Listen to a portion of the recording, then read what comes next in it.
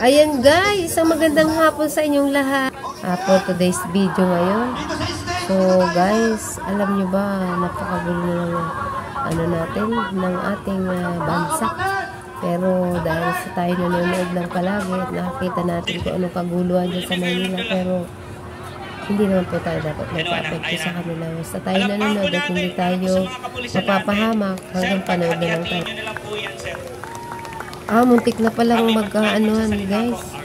Medyo nagsisigawan pala sila guys.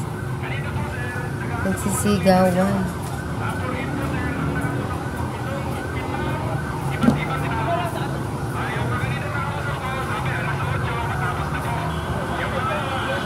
Kailangan pala makaka-ano naman.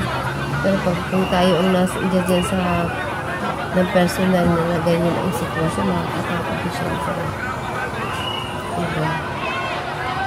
Nakakatakot din yun.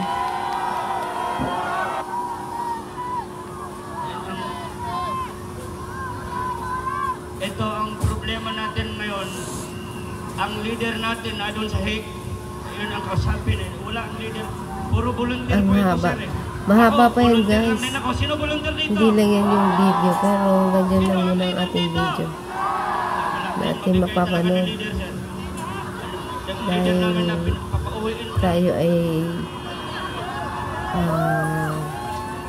inalam lang natin kung ano yung update ng kanilang sitwasyon sa Manila. Aba, nasa Malacanang na pala sila. At dun magkakasuguran.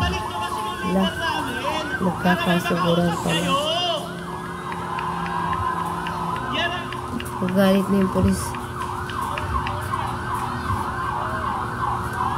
Yan kasi sir problema sa inyo.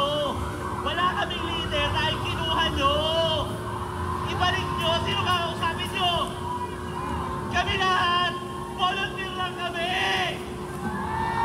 Mga sir, ang sinabi sa inyo, dapat non-party sa So ayun guys, panoorin nyo ang tagpong yan, yung video yan.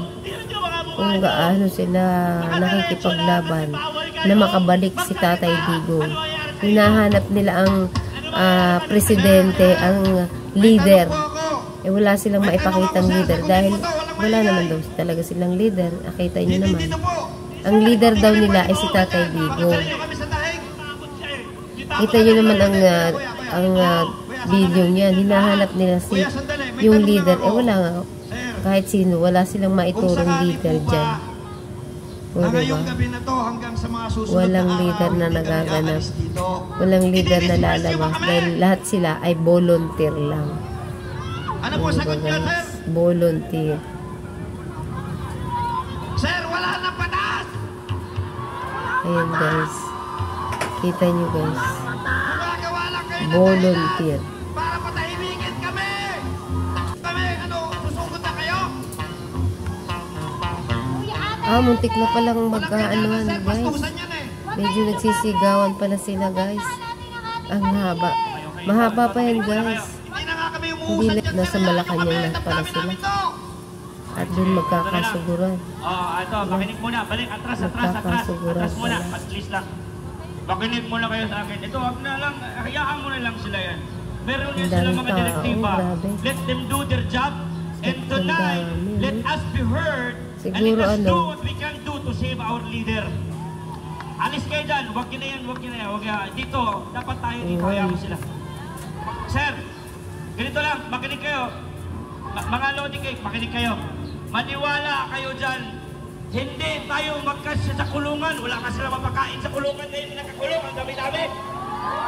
Tinatakot-takot pa tayo sa kulungan. Siguraduhin ninyo, pagkakulong kami, kaya nyo kami pakainin, paliguan, gamot, lahat ibigay ninyo yung dapat sa amin. Hindi yung puro lang kayo reklamo. Pero maraming kriminal doon na ang daming andas. Focus kayo doon.